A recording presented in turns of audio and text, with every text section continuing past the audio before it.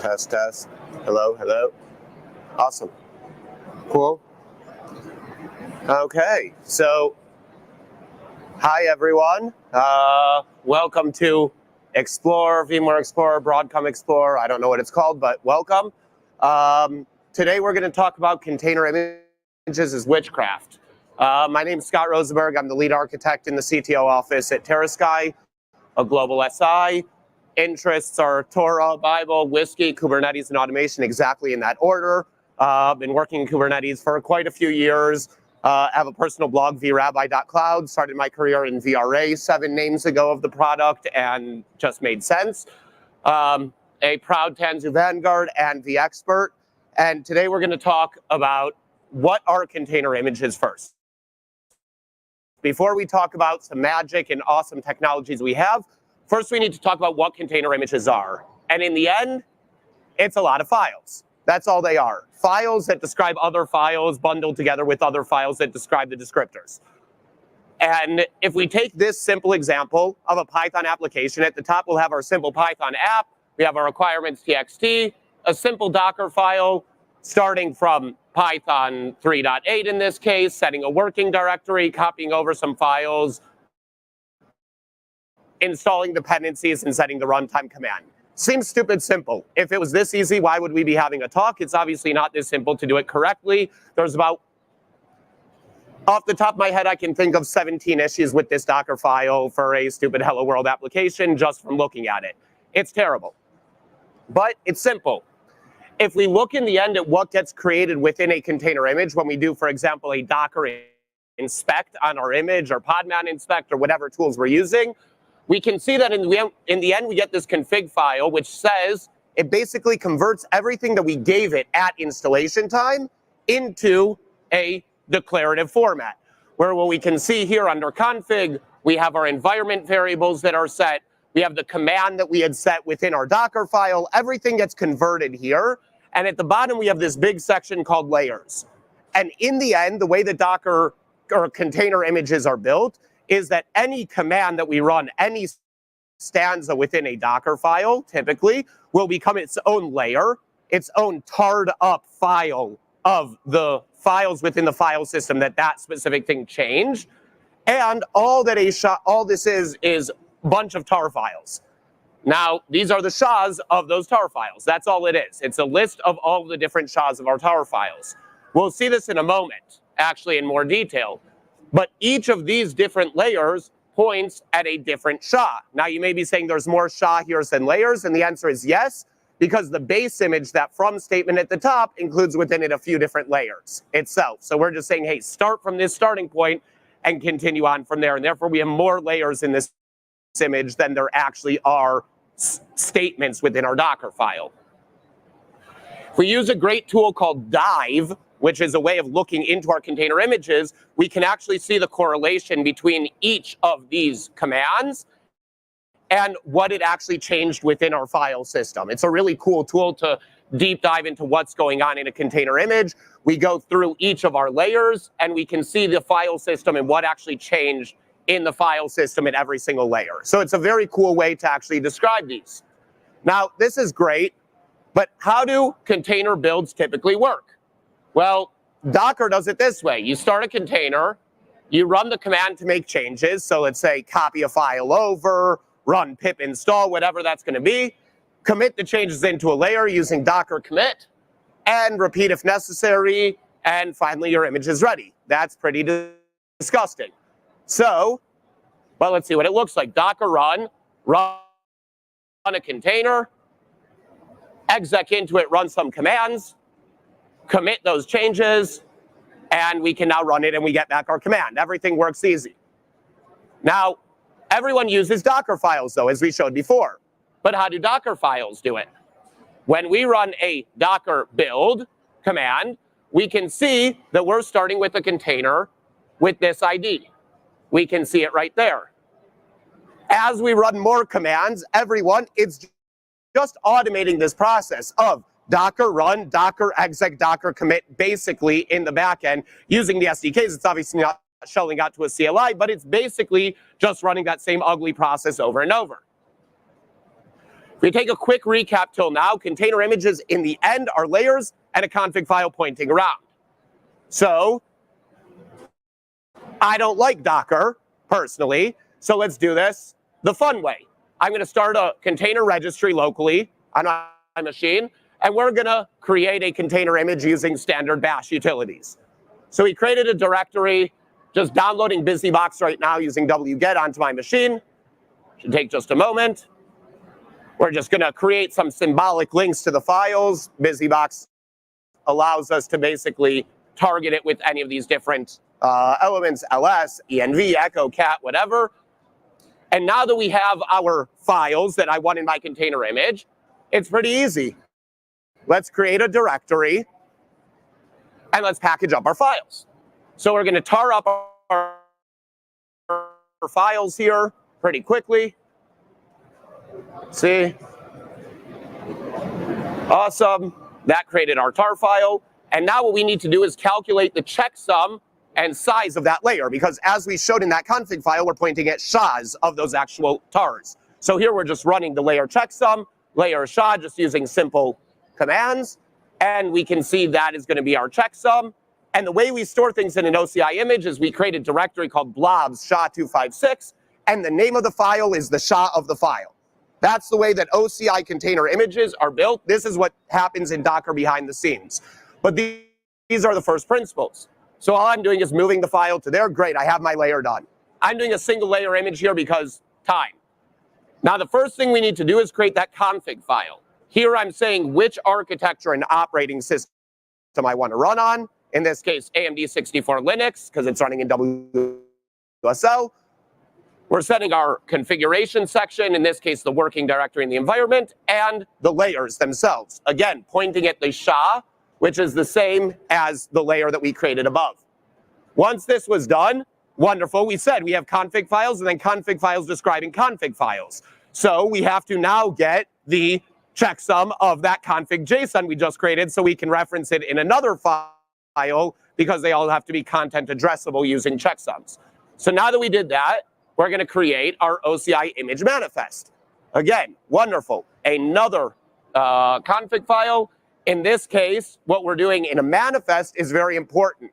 We only created a single container image, but we tied it to AMD 64 Linux. What happens if I want my image to also run on ARM64, or I want it to run on Mac OS, or on Windows, or on different architectures? What the image manifest allows us to do is actually point to multiple configs for different container images and give a multi-arc container image where we can pull from a single reference to any different architecture that we want, as long as we build the back-end images for each one. So that's why we need that. Once we've done that, again, we need to calculate the checksums of that file because we like more descriptors. And now we create our index file, which points to one or more manifests. Awesome. Again, just more and more levels of abstraction, but pretty simple. We created our image manifest here. We're pointing at that OCI manifest. And we're almost done. We only have one more file left, and then we can say that we have a container image ready. The final one we have is the OCI layout, where all we're doing is saying what version of the specification of the Open Container Initiative I'm using here when I structured this all of these files. In this case, I'm using 100.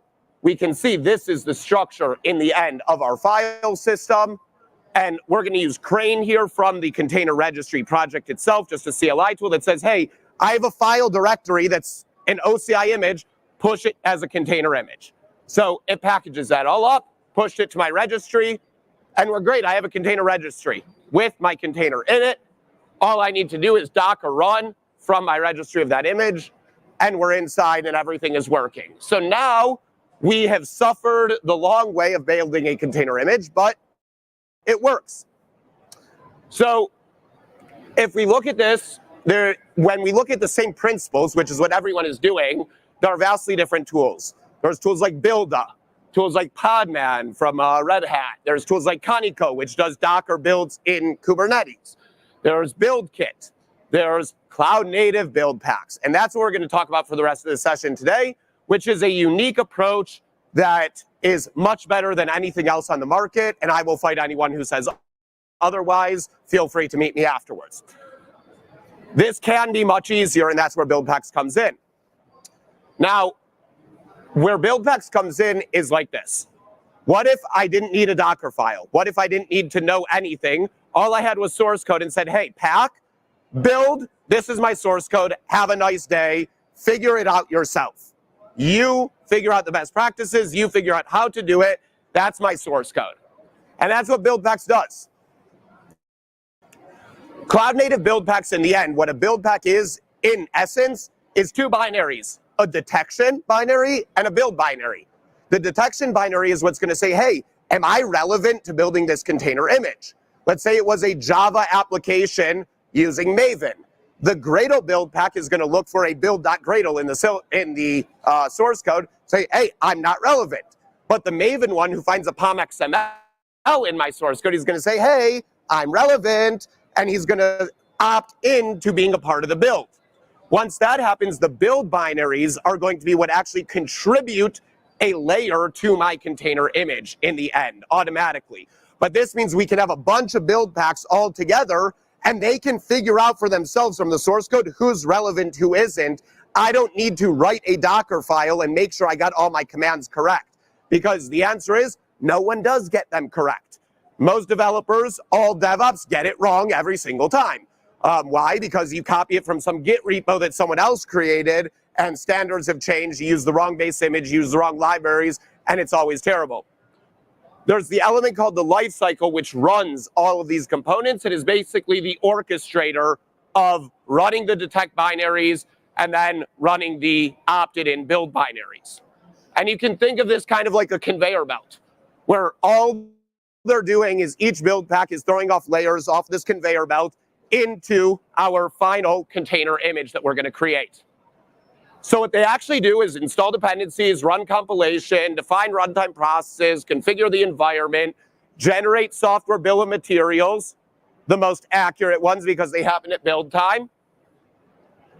And in the end, it's a specification. There's many implementations of cloud native build packs. Let's actually just skip through this because it's a bit boring. But if we take a look at Dive again, one of the cool things is it looks the exact same. Every layer has changes to the file system. It's a container image. What's the big difference here? In a typical container image, things will override one another. It's a very imperative world. We have no way of knowing I created a file in layer 1, in layer 7 I deleted it. It's kind of messed up. In the cloud native Buildpacks world, every single layer can never override a previous layer. They all have their own folder, and then symbolic links are created to create a unified file system. We'll see why this is extremely beneficial in a moment. But when we run Docker inspect, I get the exact same thing as I would expect. So you built it with cloud native Buildpacks, you get a container image, just as you would expect to receive it. But how they actually work is really interesting, because here we get our best practices out of the box without an option. Everyone heard of the idea of multi-stage builds in Docker?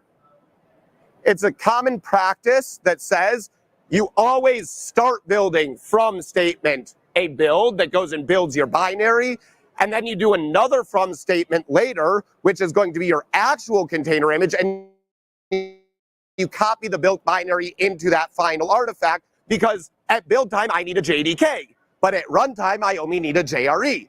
I don't need pip installed in my runtime image, but I need the dependencies that it downloaded. So we'll have a build image, it'll download things, so then we'll copy those over into our runtime image so it's as minimalistic as possible.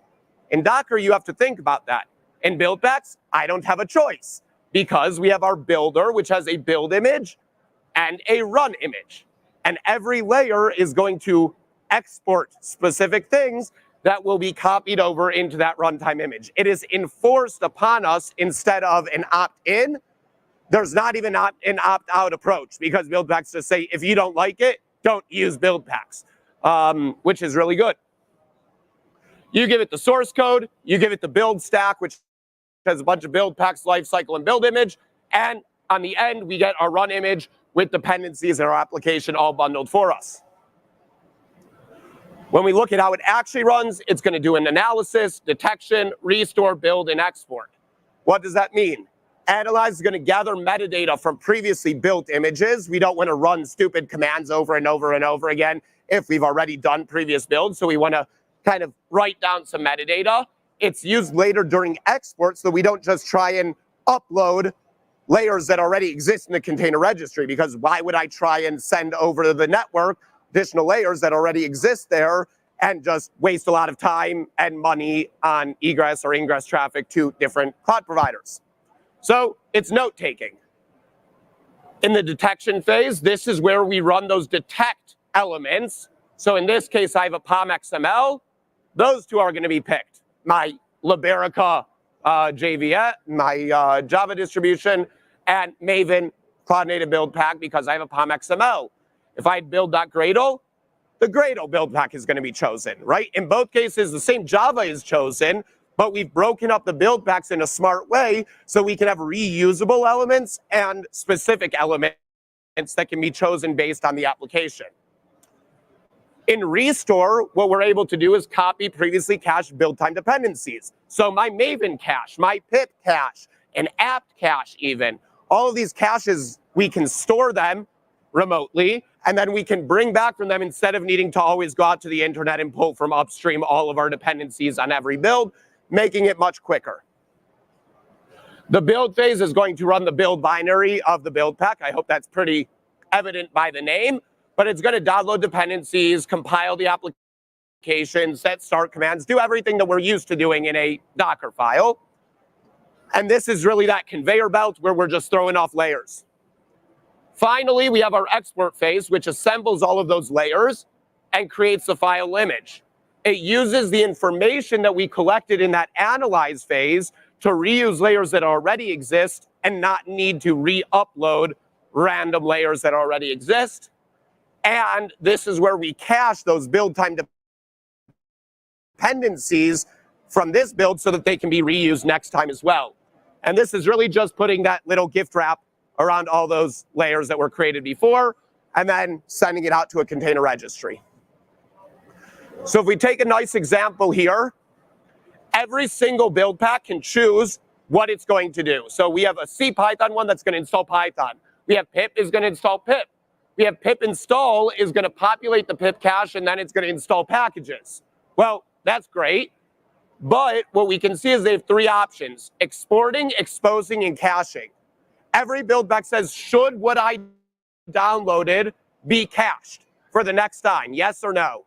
Should what I created be exposed to next build packs so that it's on their path? So if I install pip, I want future build packs to know that I installed pip and be able to use pip in order to install things. I want them to have access to CPython, right? You may want to just install something that's only available in the runtime.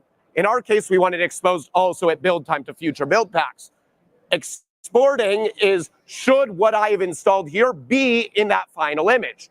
Python is needed in my final image, but pip isn't. The pip cache isn't, but the downloaded dependencies are needed. So we have really amazing capabilities here at the build pack level to define, as platform engineers, as the writers of these build packs, what should be exported, what shouldn't, and encode the best practices to create the best container images possible. Right? So if we looked at it from a file system perspective, those are exported, those layers are exposed, those are cached, and what's very cool, we get software bill of materials at every layer. Now, SBOMs, as an industry, we are an amazing industry. Because what happens is we come up with an idea, two companies create formats, no one can agree which one to go with, so we create another format above that, and then another one, and another one, and you end up with 17,000 formats and standards, and no one can decide which format of an SBOM we need. All everyone can agree is we need SBOMs, all the formats are terrible, but no one can agree which format, which terrible format we should go with. So in the end, there are three main formats in the industry today: SIFT, which is less common, but it is still existing, and Cyclone DX or CDX and SPDX. Those are the two main formats, SPDX and CycloneDX. So what do Buildpacks do? Instead of making me choose which one I want, they just generate all of them. They say, okay, I don't care what security tool you have. It may only interpret CycloneDX or SPDX. Great, we'll generate them all. It's just a byte or two. It's not, they're very small files. So what do we really care? We'll generate these for you, have them. And they're built into my container image. Now, we mentioned before that they can't touch previous layers, that every build pack builds a layer that can't override the files of the file system that another one created.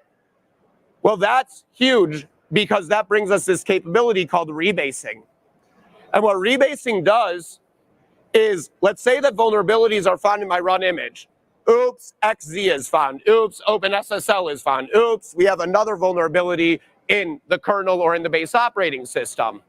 Well, a new patched operating system image in a typical Docker file, any layer you change, every layer after that needs to be rebuilt. That means if I change my from statement, which is always the top of my Docker file, have a nice day, you're going to recompile your application, you're going to run through the whole build process again, meaning I have a new artifact that needs to be completely tested because my app was, what if I didn't bin versions correctly in my package JSON or things like that?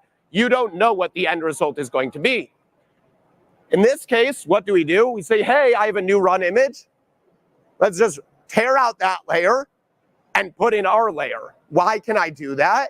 Because I know that nothing was able to touch other places in the file system. In a Docker file, I don't know what someone changed in the end in the file system, and I may end up messing things up because I don't know which layer may have deleted a file or changed a file or moved a file within that root file system, because every thing can mess with one another.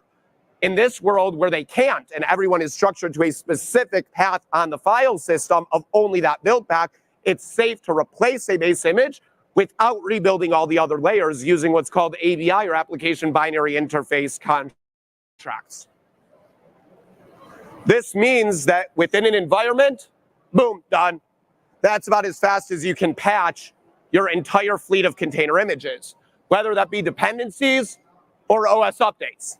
We can patch entire environments in a matter of seconds to minutes instead of hours to days to weeks when these types of things happen with typical Docker build environments. So if we look at this, Buildpacks analyze source code and determine the best way to build it.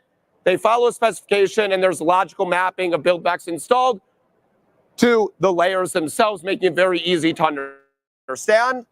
We have that ability to rebase, and we get automatic SBOM generation. Now, you may be asking, okay, but do I have to write these Buildpacks? No. There are over 250 by today. This was taken a little while ago, but there's over 250 Buildpacks out in the community today for every language, monitoring agents, everything, making it really easy just to use these open source Buildpacks. Where can we use Buildpacks? Pack, Salesforce Overgreen, Scaffold, Kpack, Spring Boot, Weaveworks Firecube, GitLab, Waypoint, Flyo, Heroku, Tecton, and the list goes on. I just didn't have room for more logos. Official cloud native Buildpacks, there are two. We have Pack and Kpack. Pack is the CLI. It's basically Pack build, Pack create. Really nice, simple CLI tool. The other one, we have Kpack. This is the backing of Tanzu Build Service, which is an element within Tanzu Application Platform, which is now part of Tanzu Platform for Kubernetes, if I got my names correct. But Kpack is a Kubernetes operator, open source, part of the Cloud Native Buildpacks project, which is part of the Cloud Native Computing Foundation, or more so the CDF, the Continuous Delivery Foundation. And it's a Kubernetes native build service, which basically can watch, Git, and any time you make a new commit to a branch, it will automatically trigger a new build. So just like we have GitOps tools to pull down our configuration to Kubernetes, Argo CD, Flux, Cap Controller, same thing for building container images. We have a GitOps controller for CI. Very interesting. It also integrates with cosine and in toto attestations to give me salsa level 3 builds. The highest level of secure supply chain builds can happen with KPAC with zero impact on our developers. Extremely powerful. So it really is an amazing tool. This is what it looks like from a developer's perspective. He just creates an image, says this is the builder I want to use, and this is my source code. I can't think of an easier way to build a container image than that. That's the file that he creates, or he can run a CLI command, kp create image, with flags for all that stuff. And this is as a platform engineer, where I would come in and say, hey, my builder, these are the build packs that I want to use. I would define here which build packs I'm exposing to my developer that he can utilize when he builds images. So to summarize, there are some limitations. It doesn't allow arbitrary file system changes. This can cause some unique use cases sometimes. It must be run unprivileged. You cannot run root containers. Another security practice that is a best practice, but some people don't like security. They should not be in the industry, but they don't like security. And those that don't like security will not like Buildpacks because it's secure. Less documentation and examples compared to Docker files. Remember this one for a moment, because let's look at some pros. Concentrates understanding of container builds best practices to Buildpack authors and not app developers. What does that mean? That is why we have less examples. Why do I have less examples?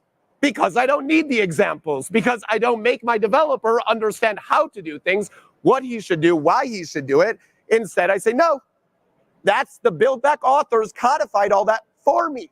I don't need my developer to know this. He just needs to run a command. Finally, dependency updates and patches are easy and straightforward.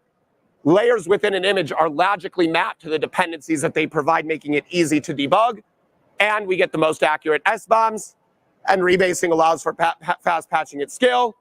Some links here. Anyone that wants to run through that OCI demo that I did, I put the code up on GitHub. Great links here on GitHub for KPAC Paketo. And thank you. And if there are any questions, happy to take them afterwards off on the side because I don't want to take people's time. Thank you.